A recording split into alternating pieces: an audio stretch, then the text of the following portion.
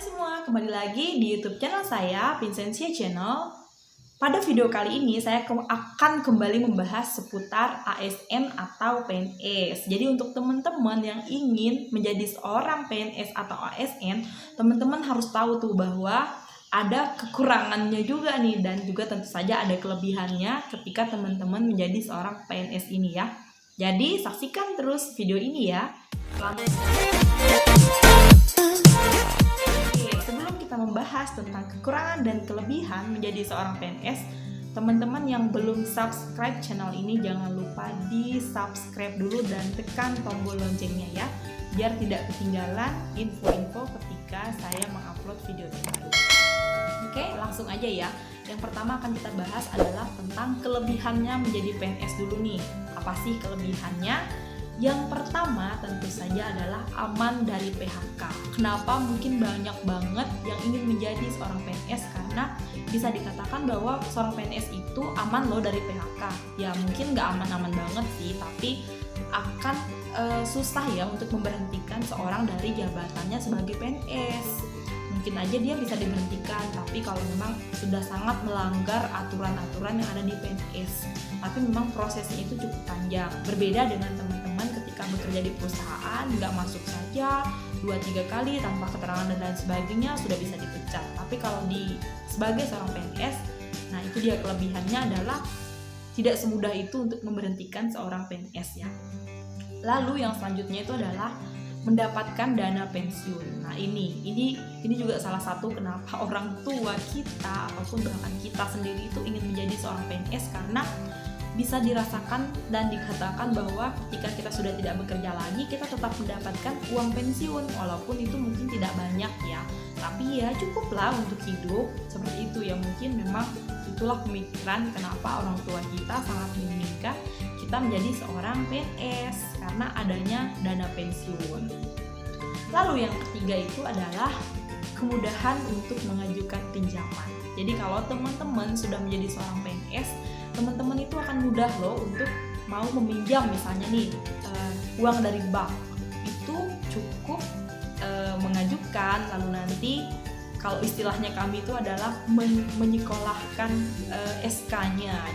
Jadi SK-nya itu dititipkan nih di bank, nanti uangnya itu akan dengan mudah dicairkan, dan biasanya itu langsung potong, jadi gaji kita itu langsung potong bank. Seperti itu. Jadi untuk teman-teman yang sudah berprofesi sebagai PNS tentu akan lebih mudah dalam mengajukan pinjaman, baik itu mungkin di bank, di koperasi, baik dimanapun ya, itu biasanya akan lebih mudah. Tapi akan lebih mudah banget itu di bank sih, karena langsung dipotong gaji.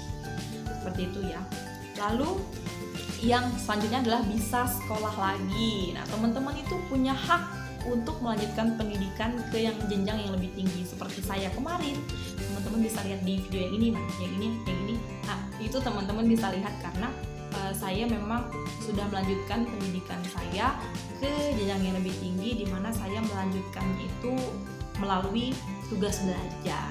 Nah, teman-teman bisa lihat di video yang ini ya, untuk terkait tentang tugas belajar itu apa dan bagaimana aja hak-hak kalian sebagai orang yang mengambil tugas belajar. Itu sudah saya bahas di video saya sebelumnya ya. Itulah kelebihannya, dan mudah gitu untuk mengajukannya, tidak terlalu sulit ketika teman-teman sudah menjadi seorang PNS. Lalu apalagi ya, tunjangan yang menjanjikan. Nah, kalau untuk tunjangan sendiri itu biasanya terkait dengan jabatan kita, terkait dengan golongan kita juga sih. Memang ada beberapa tunjangan yang memang cukup menjanjikan ketika teman-teman sudah punya jabatan. Terkadang bahkan tunjangan itu bisa lebih besar daripada gaji yang kita miliki. Jadi itu sih keuntungannya sebagai PNS itu, karena tunjangannya itu bisa lebih besar dari yang namanya gaji. Itu mungkin yang memang kenapa menjadi seorang PNS itu cukup menggiurkan ya. Lalu yang selanjutnya itu adalah gaji pokok itu sesuai dengan jabatan. Nah, seperti saya bilang tadi ya, gaji pokoknya PNS itu memang sesuai dengan jabatan kita. Jadi kalau misalnya teman-teman berprofesi misalnya sebagai guru, ya gaji pokoknya sesuai dengan jabatan sebagai guru. Nanti ada sih kadang-kala tuh ada juga tugas-tugas tambahan. Nah, dari tugas-tugas tambahan itu teman-teman tentu saja akan mendapatkan juga nih pundi-pundi lagi seperti itu. Kalau teman-teman sebagai kepala sekolah ya nanti ada lagi itu pendapatan yang lebih karena teman-teman menjabat sebagai kepala sekolah. Seperti itu ya.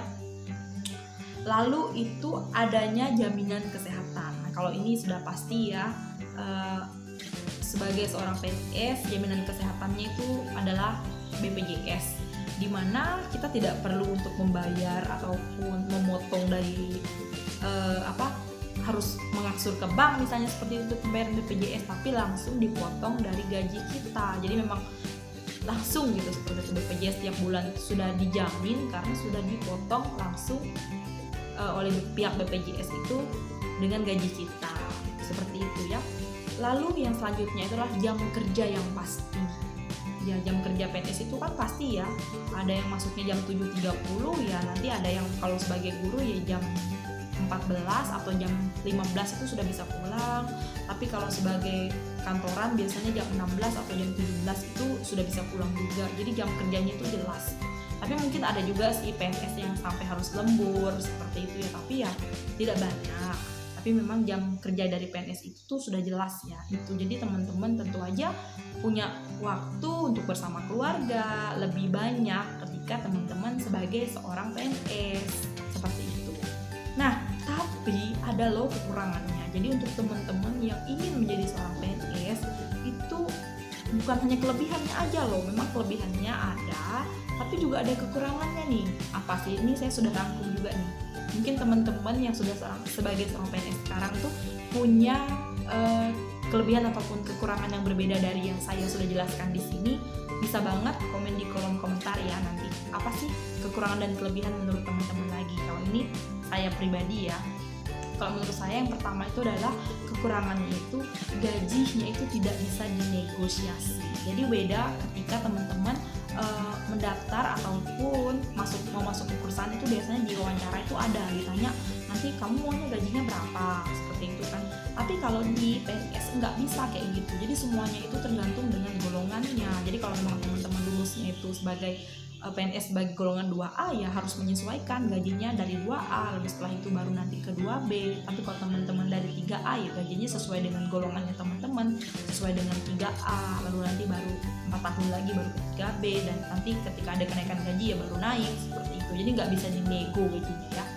Lalu yang selanjutnya itu adalah sulit bekerja sesuai dengan passion. Jadi kalau misalnya teman-teman itu punya hobi misalnya apa, punya passionnya itu di bidang yang lain, kadangkala itu kita sulit ya bekerja sesuai dengan hobinya kita, karena kita terikat dengan suatu birokrasi yang namanya di PNS itu kita sudah terstruktur sekali ya pekerjaannya, di mana kita sudah terikat dari atas. Jadi kalau kita mau bekerja yang lain lagi tuh agak susah ya, beda sama pengusaha ya. Mungkin pengusaha bisa masih bekerja yang lain, tapi kalau misalnya sebagai PNS ya kerjanya akan itu aja. Nah ini sama terkait dengan passion tadi, yaitu adalah tidak bisa mengekspor kemampuan. Jadi kalau punya kemampuan di bidang yang lain itu agak sulit gitu untuk teman-teman menyalurkan kemampuannya teman-teman itu ya. Lalu kadangkala juga itu adalah disiplin ilmu yang sudah kita pelajari itu tidak terpakai, jadi tidak terpakai gitu ya. Misalnya teman-teman lulusannya dari mana terus bekerja dan lulus sebagai PNS-nya di kantor misalnya, nanti kadangkala ilmu yang teman-teman pelajari di perkuliahan itu nggak dipelajari, tidak dipakai ketika teman-teman sudah bekerja. Berbeda nih ketika teman-teman itu lulusnya itu sebagai seorang guru dan teman-teman memang profesinya itu kuliahnya dulu adalah sebagai guru ya, teman-teman akan lebih enjoy ya karena pas nih sesuai jalurnya gitu kan. Tapi nggak kalah banyak juga loh teman-teman PNS yang sebetulnya itu salah jalur dan ilmunya itu tidak terpakai ketika sudah menjadi seorang PNS. Nah seperti itu ya. Lalu yang pasti juga rentan dengan jenuh, bosan dengan pekerjaan, karena memang ya pekerjaannya itu aja. Masuk kerja jam sekian, pulang kerja jam sekian. Nah kalau memang teman-teman itu orangnya sangat suka dengan jiwanya berpetualang, jiwanya itu sangat suka dengan hal-hal yang mungkin hal-hal baru, saya nggak sarankan teman-teman untuk ambil PNS ya. karena walaupun tadi ada kelebihannya, tapi inilah kekurangannya, dimana nanti teman-teman akan mudah merasa bosan. Jadi kalau memang teman-teman itu adalah orangnya suka dengan tantangan, sepertinya PNS itu bukan tempatnya teman-teman ya. Lalu itu bekerja hingga masa pensiun. Nah, jadi ini teman-teman itu bekerjanya itu sampai dengan masa pensiun. Masa pensiun itu ada yang 60 tahun, ada yang 65 tahun. Nah, tergantung juga ya, biasanya tergantung jabatannya itu. Cuman ada juga yang 57 atau 58 tahun itu sudah pensiun. Jadi memang panjang sekali kalau memang teman-teman sudah PNS dari usia 22 tahun untuk menuju ke usia 60 tahun itu kan lama banget ya. Jadi kalau memang teman-teman gak suka dengan yang pekerjaannya seperti itu tadi ya, saya tidak menyarankan untuk mengambil PNS. Terus terikat dengan birokrasi, udah pasti. Makanya saya bilang tadi semuanya itu kita sangat terikat dengan birokrasi kita sebagai atasan misalnya, kita masih punya atasan lagi gitu kan, yang harus memang kita taati aturan-aturan yang ada di birokrasinya kita. Nggak bisa kita berbuat semaunya kita aja, karena memang kita sebagai seorang PNS itu harus mengikuti aturannya yang memang sudah diatur dalam perundang-undangan terkait dengan PNS ini gitu kan. Jadi nggak bisa sembarangan gitu ya. Memang sih kita bekerja dimanapun ya ada aturannya yang harus kita taati, tapi PNS ini ya dimana menurut saya pribadi ya memang birokrasinya itu kaku. Memang seperti itu, kita tidak bisa untuk menghindari itu kalau kita sebagai seorang PNS gitu ya. Lalu yang paling jelas juga itu adalah siap ditempatkan di mana saja. Nah, jadi kalau misalnya terutama teman-teman mungkin lulusnya itu sebagai PNS pusat atau kementerian, biasanya itu harus siap ditempatkan di mana saja ya. Tapi beda dengan kalau seperti saya adalah PNS daerah ya, saya ditempatkan di daerah saya memang gitu kan. Nah itu dia ya teman-teman, bagi teman-teman yang mungkin sekarang nih lagi gencar-gencarnya untuk mengikuti tes CPNS, tapi ternyata teman-teman itu tadi tidak menyukai hal-hal yang monoton, tidak menyukai hal-hal yang yang mungkin banyak diamnya seperti itu ya, itu saya nggak menyarankan teman-teman untuk menjadi seorang PNS, karena nanti teman-teman akan bosan, akan tidak menyukai pekerjaannya, atau bahkan nanti bisa melawan aturan yang ada karena sudah tidak nyaman. Nah, seperti itu. Jadi sebenarnya banyak jalan sih untuk kita tetap sukses ya, tidak selalu sebagai seorang PNS. Banyak jalan untuk menuju Roma gitu. Jadi banyak jalan juga untuk menuju kesuksesan. Jadi ini ya yang bisa saya informasikan kepada teman-teman yang mungkin sekarang punya minat yang memang ingin menjadi seorang PNS. Pertimbangkan kembali apakah memang teman-teman ingin lihat kelebihannya tadi, ataupun ternyata kok di kekurangannya memang nggak ada banget gitu kan. Jadi udah deh aku nggak usah jadi PNS aja misalnya kayak gitu. Jadi dengan membuat video ini, saya ingin memberitahu kepada teman-teman bahwa ya itulah yang terjadi ketika kita menjadi seorang PNS. Jadi untuk teman-teman yang sekarang memang ingin menjadi seorang PNS, wajib tahu ya. Oke, cukup sekian dulu video dari saya. Semoga ini bisa bermanfaat untuk teman-teman, dan jangan lupa di like, di komen, dan di subscribe, dan jangan lupa di share juga ke semua media sosialnya teman-teman. Oke, sampai jumpa lagi di video-video saya selanjutnya. Bye bye.